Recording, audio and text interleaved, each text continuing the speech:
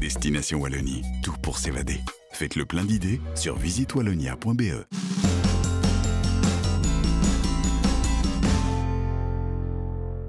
Bonjour à tous et bienvenue dans cette nouvelle série de bons plans pour vos excursions en Wallonie. Moi, vous avez reconnu les lieux, je suis à Namur, au pied du Beffroi, mais je vous emmène dans une autre grande ville wallonne, à Charleroi.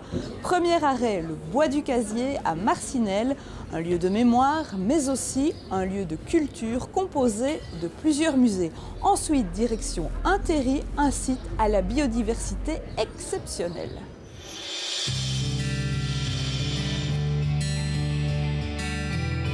Le site du Bois du Casier, c'est avant tout un lieu de mémoire, témoin important de l'activité ouvrière de notre région. Ici, on se souvient particulièrement du tragique accident qui a marqué l'histoire des Belges. Cette catastrophe minière, la plus importante que notre pays a connue en 1956, qui a fait 262 victimes. Et la région wallonne a voulu non seulement rendre hommage à ces travailleurs, mais également expliquer ce qu'a été cette épopée industrielle de la Wallonie au XIXe siècle et au début du XXe siècle. Durant la révolution industrielle, Charleroi fut le centre d'activité économique du pays. Le Bois du Casier était l'un des principaux charbonnages du royaume. La mission première du Bois du Casier est de préserver la mémoire de cette tragédie, mais de la compléter par le contexte qui est l'industrialisation de notre région, avec le musée de l'industrie, le musée du verre, des ateliers en fonctionnement et également la découverte d'un domaine boisé avec 3 terrils.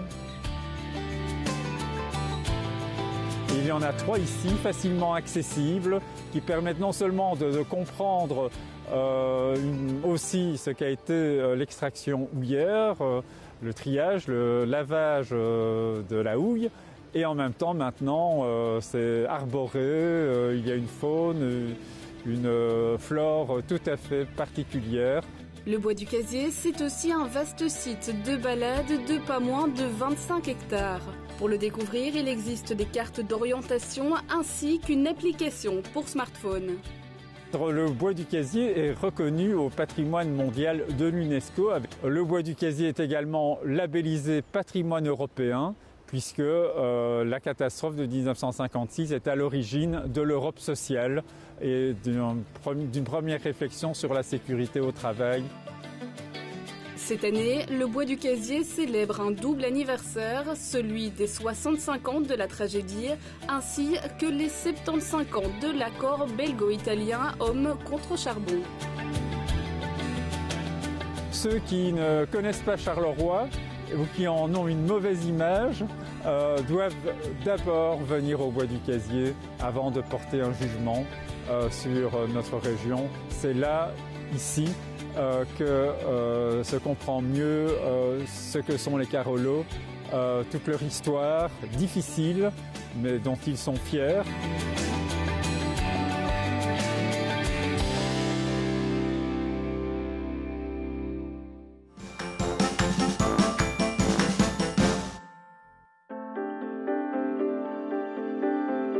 Le site du Martinet fait partie des anciens sites miniers remarquables de la région de Charleroi. Lorsque l'activité ici s'est arrêtée, il a fait l'objet d'un véritable combat. Une société a voulu racheter le site pour l'exploiter et vraiment c'est le quartier, c'est les citoyens qui ont décidé à un moment donné de mener un combat pour sauvegarder ce site et finalement pour sauvegarder toute la biodiversité qui se trouve dans ce site sur les terris et dans les différentes balades que vous pouvez faire.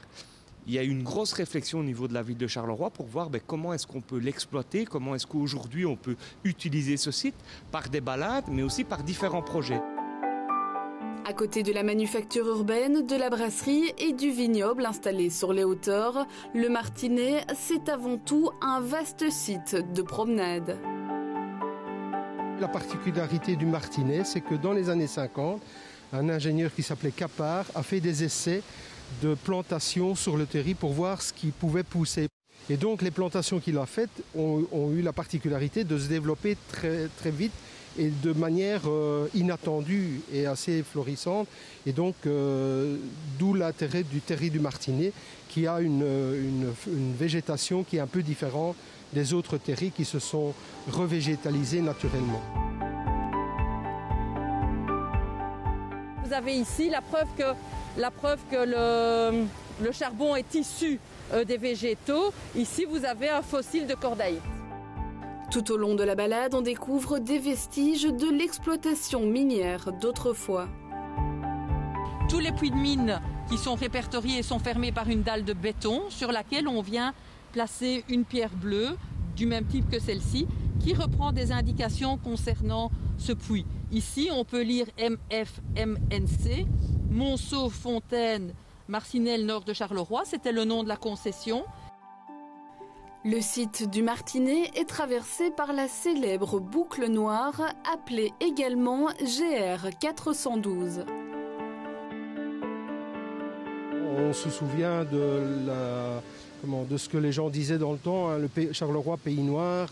Et en fait, tous ces terris qui étaient noirs à l'origine sont maintenant d'un vert assez intense et on retrouve toute une série de choses qu'on n'imaginait pas pouvoir voir. Et donc nous, on fait découvrir, par nos visites, on fait découvrir un petit peu la diversité qu'on peut trouver sur les terris.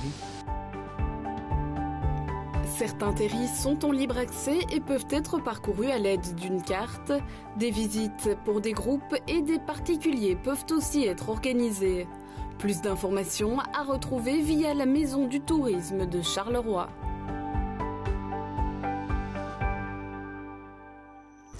Comme chaque semaine, il est maintenant temps de retrouver notre monsieur excursion Pierre de Wallonie Belgique Tourisme. Bonjour. Bonjour Céline. Alors Pierre, vous aviez pour nous une autre idée pour prolonger l'excursion à Charleroi. Voilà, bien Charleroi, c'est une ville qui s'est reconstruite, qui bouge, qui est dynamique. Et on vous propose aujourd'hui avec Visite Wallonia de découvrir cette ville à travers le street art. Vous savez qu'il y a pas mal de passé industriel à Charleroi. Eh bien, ce passé industriel est devenu un présent culturel à travers toute une série de graffitis, qu'on appelle globalement des graffitis, mais qui sont vraiment de l'art, parce que c'est vraiment poussé à son extrême. Et vous pouvez, en auto, en vélo ou en métro, découvrir Charleroi et toujours son street art avec des grands murs peints par des artistes. Il y en a plus d'une centaine à Charleroi à découvrir. C'est idéal si vous êtes amateur de photos insolites ou instagrammeur par exemple. Merci Pierre, on vous retrouve la semaine prochaine. Maintenant, moi, je vous emmène à Binge et son musée du carnaval. Une partie est bien sûr consacrée au carnaval binchois et à ses célèbres Gilles, une autre aux masques du monde entier. Le carnaval, c'est l'événement incontournable qui fait vibrer toute l'année le cœur des Binchois. Un rassemblement d'une telle ampleur qu'il est à l'origine du musée du carnaval et du masque situé au cœur de la ville. Dans les couloirs, on voyage de continent en continent à la découverte des différents rituels masqués, qu'ils soient folkloriques ou bien spirituels. Le musée a ouvert ses portes en 1975. C'est un historien local, Samuel Glotz, qui a eu cette idée de faire un musée des traditions masquées comparées du monde entier, donc en regroupant l'aspect carnaval et l'aspect rituel masqué. Et il a commencé à collecter des pièces dans les années 50 déjà, ce qui fait que quand il a ouvert le musée en 75, il y avait déjà plus de 5000 pièces de collection. Aujourd'hui, la collection du musée compte pas moins de 12 000 pièces. Le carnaval, c'est vraiment le rituel masqué, on pourrait dire, européen, qui s'est exporté aussi dans les colonies, par exemple, américaines. Et c'est un rituel qui permet de célébrer la fin de l'hiver, le début du printemps, et aussi d'examiner le rapport de l'homme à toute une série de choses, à son environnement naturel, culturel.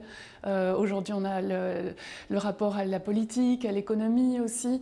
Donc c'est vraiment un rituel païen très ancien qui prend ses sources à l'Antiquité gréco-romaine et qui a subsisté à travers les siècles. Reconnu comme patrimoine immatériel de l'UNESCO en 2003, le carnaval de Binche a son propre centre d'interprétation au cœur du musée et met inévitablement en avant son roi, le Gilles. c'est une partie qui est vraiment immersive et qui permet d'aborder le carnaval sous tous ses aspects, que ce soit l'histoire du carnaval de Binche, ses acteurs, ce qu'ils font, comment se déroulent les jours du carnaval. Et alors, petite nouveauté de cette année, ce sont des installations en réalité virtuelle et augmentée qui permettent de s'immerger encore un peu plus dans l'atmosphère du carnaval. Donc on a notamment des lunettes de réalité virtuelle qui permettent de rentrer dans l'un des moments phares du Mardi Gras, qu'est le rondeau sur la Grand Place. Donc ce sont les Gilles qui se tiennent par la main et qui dansent ensemble. Donc c'est un moment fraternellement très fort. Cet été, le musée accueille l'exposition temporaire intitulée Vision et qui présente le travail de 4 artistes belges contemporains. Ils abordent tous les 4 des techniques différentes et aussi qu'ils considèrent le rituel et la mythologie comme sous-jacent à leur travail. Et donc on voit vraiment une approche qui est finalement assez similaire à celle de l'ethnologie, mais dans l'art contemporain. Le musée du Carnaval et du Masque, c'est une immersion au cœur d'une pratique folklorique qui parcourt petits et grands à travers le monde. Bienvenue chez vous, c'est terminé pour aujourd'hui. L'émission revient dimanche. Ce sera l'occasion de revoir notre escapade à tourner. Moi, je vous retrouve bien sûr vendredi prochain, même chaîne, même heure. Et si vous ne pouvez pas attendre, n'oubliez pas que Bienvenue chez vous, c'est aussi sur Facebook, sur Instagram et sur le site internet de votre média de proximité. À bientôt, au revoir à tous. Découvrir. Se découvrir. Destination Wallonie, tout pour s'évader. Faites le plein d'idées sur visitewallonia.be.